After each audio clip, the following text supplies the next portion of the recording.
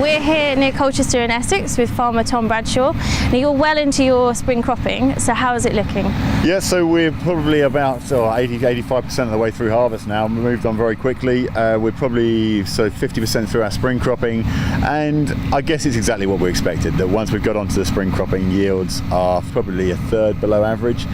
We're currently cutting spring oats and they're yielding sort of 4.6 tonnes a hectare.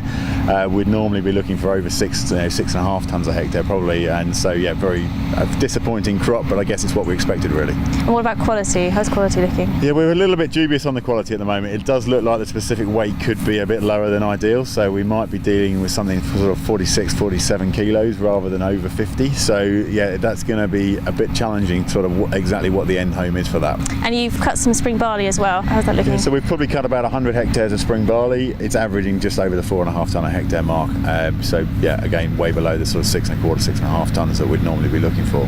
And these are crops that were drilled in late April because of the beast from the east. So we had a very cold, wet start to spring, and then all of a sudden we had the heat come in June and July. Quality on the first samples we've had back looks like it's okay. It's not a vintage crop, but it's about the 185 to 195 nitrogen. Retentions are sort of 85% and above. Yeah.